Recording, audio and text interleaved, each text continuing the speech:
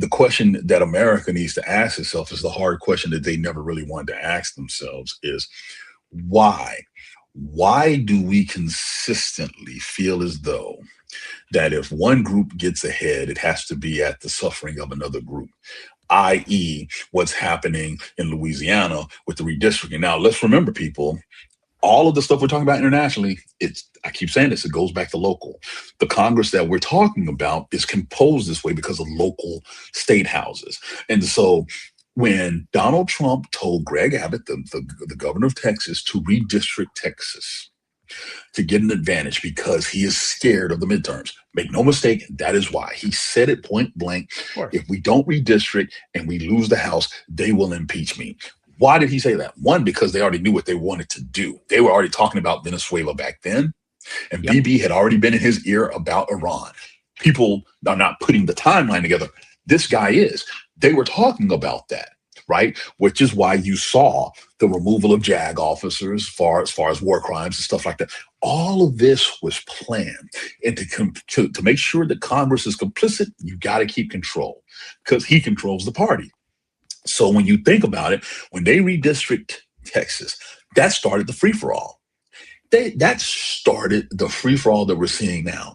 And now, Virginia was the latest, and now Louisiana is pausing their entire election cycle to do something like this. Now, the thing that's amazing to me, the Supreme Court with Alito saying this, but a lot of right-wing talking points, like other shows online, like Breaking Points, they were talking about this, and I just laughed. They were like, you can't have this thing where you take into account race when you're looking at, these congressional districts. That may have been something when the Jim Crow South was around in 1965 when it was passed, but that's not the case here. And I laughed because one, it showed an ignorance of history, but two, it shows a naivete of what's happening here. I'm going to ask you one simple question, Sam. Just one simple question. You look at Memphis, Baton Rouge, parts of Atlanta, this, that, and the other. How did those districts that are blue formulate in the first place where they're heavily minority majority? How'd that happen? Any idea? Well, I believe it was VRA, right? Voting Rights Act? Well, yeah, but what I'm saying is those districts were created because the people were forced to move there based on this thing called redlining. Okay? Right.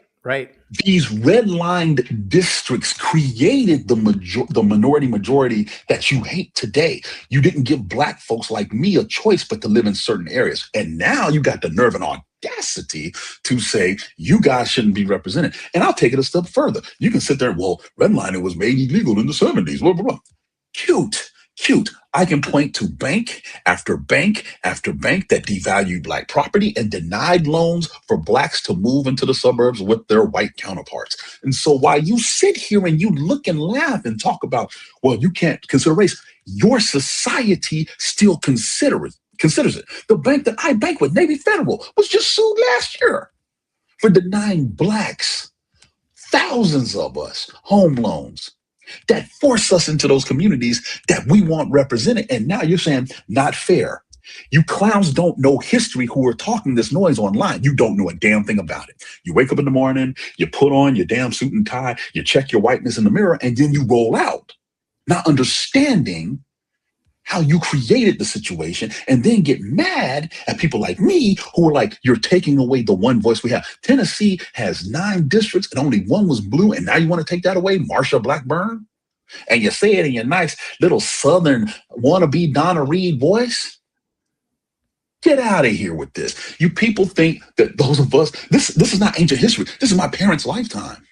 This is my lifetime now I think about it. This is now. This is right now, Bahabi. Right. Like any white person who doesn't understand that they are the incredible benefactor of racism is deluding themselves. And anybody like Samuel Alito, who's like, it's all, you know what? It's all fixed. We don't need any of this anymore. If y'all think I'm making this up, if you think I'm making it up, go online and Google redline maps and then Google bank maps and match the two. You'll see it. You'll see it. Your congressional districts that you want broken.